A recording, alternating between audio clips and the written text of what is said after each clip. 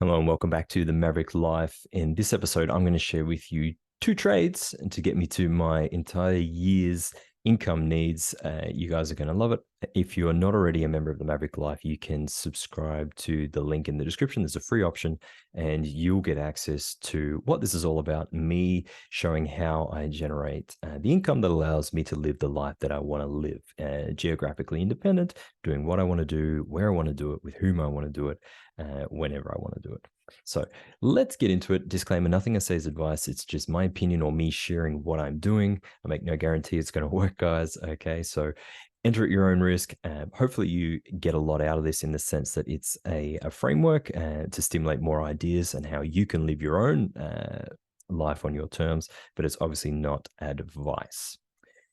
As mentioned, if you are interested in this project, the Maverick Life project, where I take a random amount of capital, a very small amount of capital, really, and turn that into a stream of income that is equal to the top 1% of the society in which I will be spending my time in 2024. You can check that out again. And if you enjoy the video contents, please do like and subscribe to YouTube. It helps me out quite a lot. So, first thing, what are my income needs for 2024? You can take the principle here, okay? Obviously, it's going to be different for you. And for me, it's probably going to be different to this number that I've got here below. But the point is, it gives you a starting base. And I'm going to share with you some ways that you can gain some freedom over your life much more quickly than what you might imagine. So, next year, I'm going to Argentina for at least a month. I want to do an epic road trip. The bow-tied Mara and I are scheming in the background. The point is, what would my income needs be for 2024 if I'm in Argentina, let's say? Now, if you don't like Argentina, that's totally fine. Understand it's chaotic, whatever. Implant it with the country of your preference. You can just go to Numbeo. You can Google monthly income or monthly cost of living for Australia, Sydney, New Zealand, wherever, okay? That's where I'm getting these numbers from. They are not always accurate, so keep that in mind. Let's break it down. I've just taken a screen grab here from what Numbeo has told me yesterday when I was Googling. Okay. A single person estimated monthly costs are around about 442 per month US dollars without rent. Okay. That figure, I do believe, having spent some time in Argentina. A lot of emerging market countries would be around that figure. Colombia would be similar, Paraguay similar, Uruguay much more expensive, Brazil, I couldn't comment. Some of the Southeast Asian countries, which are super popular for this type of thing, would be around the same. So now I have to look, okay, what are my rental options? Now, you can rent extremely cheaply in that part of the world. I ain't gonna do it, okay? I just don't want to do it. I don't need to do it, okay? I have the money, and I'd rather spend a little bit more, get nicer accommodation, all that sort of thing. Having said that, you can get really, really decent apartments in a big city for 600 US bucks a month. If you don't believe me, you can jump on Facebook groups. You can go to Sonoprop. You can Google. You'll get an idea as to what I'm talking about. I'm not going to include it in the video because I don't want it to go for too long. The point is, my rent and my cost of living here somewhere around about 1,000 a month. If you simply do multiply that by 12 to get a very rough annualized figure, you're looking at somewhere around 12,500 US dollars per annum. Okay. I am going to spend way more than that because I can and I like to. But the point is, it's a starting base. And this is really important. We've got a goal. Okay. We've got a figure towards which we're going to work. That makes it interesting. Now, my next question is, how can I get there? And obviously, there are many different ways. I like to use in one of my portfolios, it's a portfolio that I use for income and I trade options. Okay, so I trade options over publicly available stocks. I do this because it is tax efficient for me. I'm used to it. I'm comfortable with options. I'm good at it. And it's quite lucrative for me. And I can do it from anywhere in the world on my own time. So that's why I like to do it. Obviously, it's not for everyone. Please understand, this is not I'm not relying on this to make this work. If you're in a position where you're only going to just be able to scrape through and get to that 12 and a half grand that we quoted, for God's sake, stay home, go to work two jobs, build up your capital base first. Okay. Don't be one of these clowns out there on Twitter, of whom I could really name, where they want to give the illusion that they're living a life. And trust me, I know from having visited these people, they are not living that life. Okay. Forget all about it. My dividends would pay me this alone just on my private wealth portfolio, and the management fees I get for running my portfolio in eToro. They would pay me this on my own.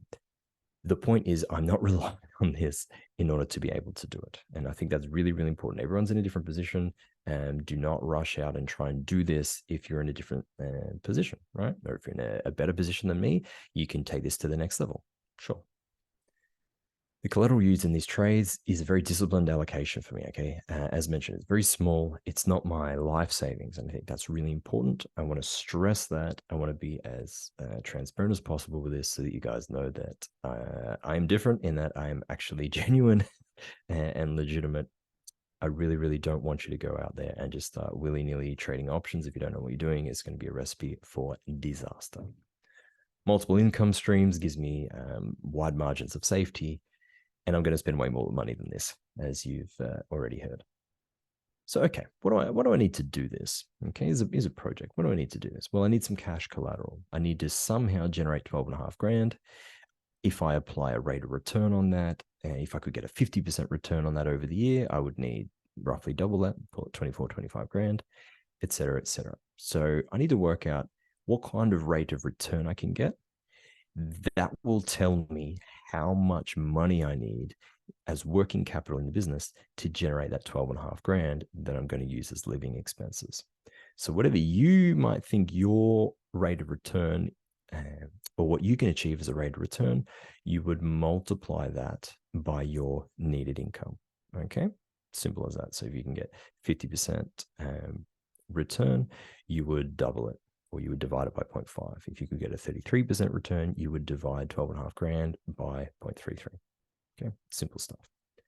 I also need, if I'm going to do the options approach, I'm going to need a brokerage account and a profile that allows me to do options trading.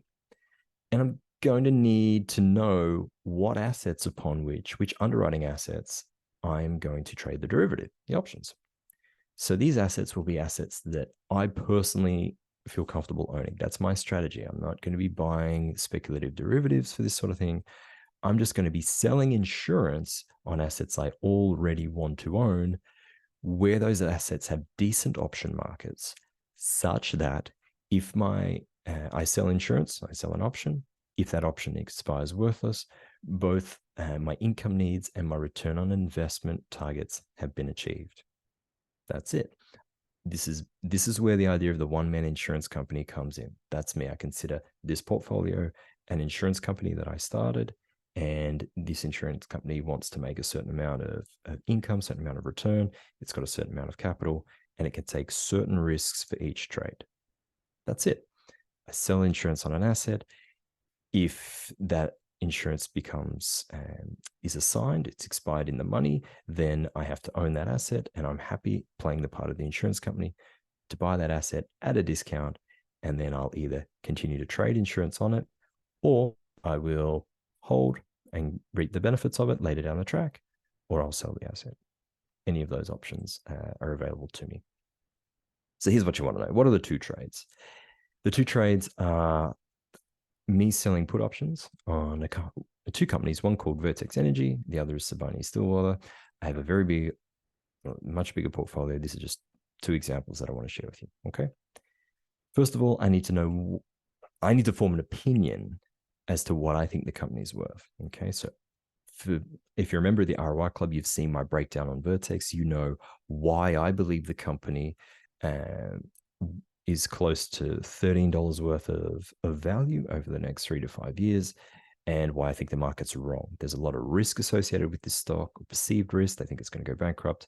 I disagree. You can check that out in the ROI Club. You can pay like $5-6 a month to get access to my research. Simple. Sibanye-Stillwater is the other option. Is the other stock. I've traded put options on that. I've sold insurance on the stock. My estimate of its intrinsic value is much more than that. I've just gone with the analyst's estimate of its net asset value. Okay, so the analyst is saying this thing is worth $6.75 purely on a net asset value. Now, I think this thing could be worth $10 over the next few years. with the way platinum is heading. So what does this mean? What does this trade mean? I have sold an insurance contract on Vertex Energy. The conditions of the contract are I will buy Vertex Energy for $3.50 if at any time before January 17th, 2025, the stock trades below $3.50. So why would I do that? Why would I sign myself up to have to buy this thing at $3.50 if there's a chance in the future that it could drop down below $3.50? Well, the answer is I get paid to take on that risk. In this case, I get paid 99 cents. I sold a contract for 99 cents. And that is the risk premium that I have sold. Someone else has paid me to insure that stock for $3.50. We will go into this in a moment. Sibanye-Stillwater, I've done the same thing, but I've sold the $5 strike. Okay, I've sold a $5 put option, January 17, 2025. That's the length of the contract. If at any time it trades below $5, the buyer can, they don't have to, get me to buy the stock for $5, even if it's at $4.50 or $4 or whatever. Okay. In exchange for that risk, I have received a little bit more. I think it was 85 cents per contract. That got cut out of my screen grab. Okay. I have sold 100 of these contracts for Vertex and 25 of these so far for Sibanye-Stillwater. This amount that you see here in US dollars is the premium, the cash I have received. So I've received 99 cents plus or minus brokerage times 100. I get 10 grand. So I just received 10 grand in my brokerage account for signing up to this contract. Beautiful. Same deal with Sibanye, $2,250 went into my brokerage account. Bang. You may notice that's already $12,500 US dollars in my brokerage account. Beautiful. So let's break this down. The total that I received, that's the cash I receive up front. What's interesting here to note is that that cash in my bank account or in my brokerage account also earns nearly 5% per annum. So I'm already earning an extra sort of $600 purely by keeping that in cash. These are the amount of contracts that I've sold at the price when I sold it. I noticed Vertex today has dropped closer to $3.50, so you would expect to get a higher price if you were to sell more put options. And I can do that. I have more capital if I deem that appropriate.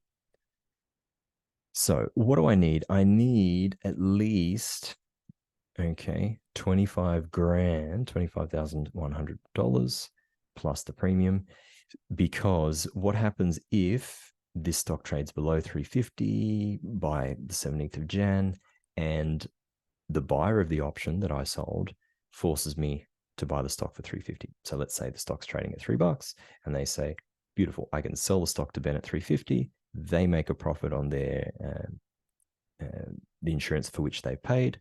I have to buy the stock. My break even is actually $2.50. Why? Because I've received, call it nearly $1 worth of premium. So effectively, I'm buying the stock for $2.50. And again, my personal opinion, and this is just my opinion, I value the stock at somewhere around $13 with what I think the business can do over the next 3 to 5 years. So I'm happy to pay $3.50, and I'm ecstatic to pay $2.50 for it, providing nothing changes in the meantime. There are risks with this. It's not free money. So what does that work out to be for me? So I can buy the stock straight up, no problems, but I like to have a little bit of extra leeway. This is the way that I set the game up. I have capital, so I can make a sale and get some income. That amount, that $9,900, nearly $10,000 over the total amount of collateral, works out to be return on the amount that I've risked of 39.4% over the contract period. It's almost a year. It works out to be 37% annualized. That is an extremely good return. So if I'm right on this thing and it takes off and the stock price goes up, these contracts will expire worthless. I get to keep all of that cash. If by 17th of Jan, this thing is trading at $3.51. It expires worthless. The buyer cannot exercise the contract, and I keep all that cash. I've made a return of $9,900 on a capital allocation of $25,100. It's a little bit more than that. Then that works out to be a return of 37% annualized. I think most of us would agree that a yearly return of 37% annualized, if you can continue to do that and compound that over time, you will be ahead of Warren Buffett. Okay, that is a tremendous, tremendous return. For me, I think it gives me literally an option, but it gives me a chance to de-risk. If I'm wrong and the price drops, not completely wrong, and that the business is a disaster, if it goes to zero, then I really take a hit. But if this stock trades at, $3.49 or $3 or somewhere below $3.50, I get to purchase it at a discount. I have not made an effective loss yet until it drops below $2.51. That's my effective break even, you'll remember. So it gives me an extra margin of safety. I am very confident I would like to buy it at $3.69 or $3.50, given my analysis and valuation. But I don't know what's going to happen in the future. So I can split up, and this is in reality what I do, and what you'll learn as a member of the Maverick Life Squad is that I buy some stock straight out and I just hold it. And then in addition to that, I sell some options. And it puts me in a wonderful position. Either I'm right and the thing takes off and my underlying holdings go up and I keep the premium on the options that I sold at a wonderful rate of return, or I get to buy it at a steeper discount. Same thing with Savanier. I'm not going to go over what we did, because effectively it's the same, just with different details.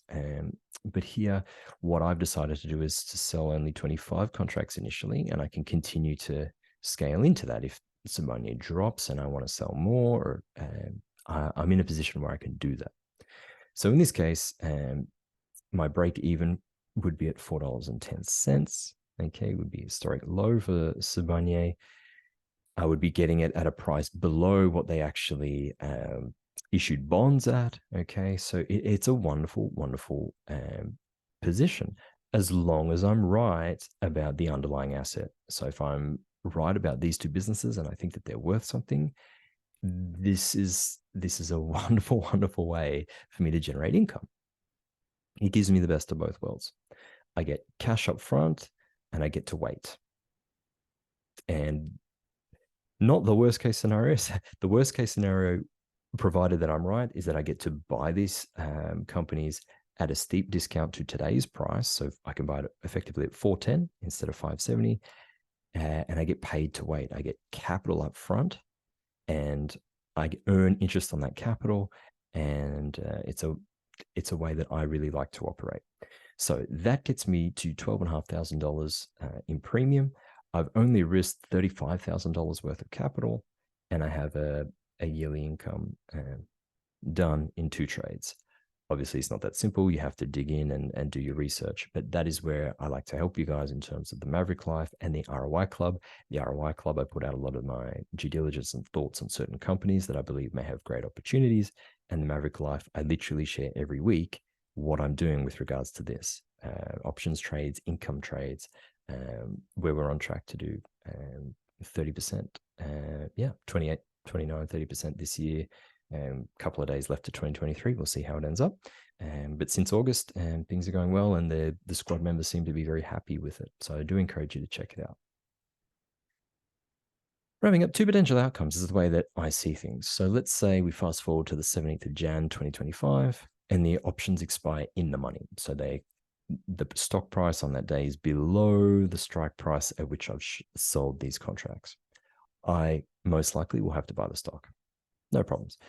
If I'm right on the valuation, I can hold, and I'll have been paid handsomely to wait. Like you've seen, I'll enter at a big discount onto 2 stocks I believe are worth multiples more of where they're currently trading. If you want to get fancy, I can take ownership of the stock, and then I can sell other types of insurance. I can sell call options. It's almost renting the stock out again, okay? Where I can use the stock that I now own as collateral and earn income from it. or I can simply wait and sell it. There's lots of different things that I can do, and I teach you about that in the Maverick Life. Or the other option is we get to the 17th of Jan and the stock takes off. Vertex is above 350 and Siboney is above 550 or 5 or wherever I sold it. And these options expire worthless. I keep all that money that was given to me, all that insurance premium, all that cash is mine, and I can go again the next year potentially. So that's it, guys. Hopefully you enjoyed that, and some weird kind of social media screen grabs of me working around the world. So on the left there, I'm down in Patagonia, El Calafate, trading some options before I went out hiking. In the middle there, I'm in Panama City, sweating it up in the humidity, but trading some options.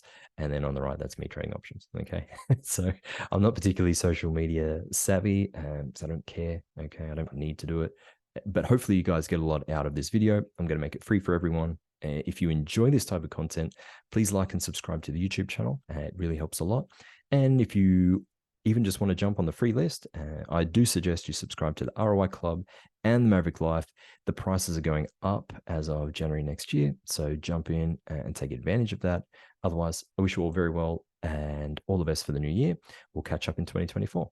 Take care.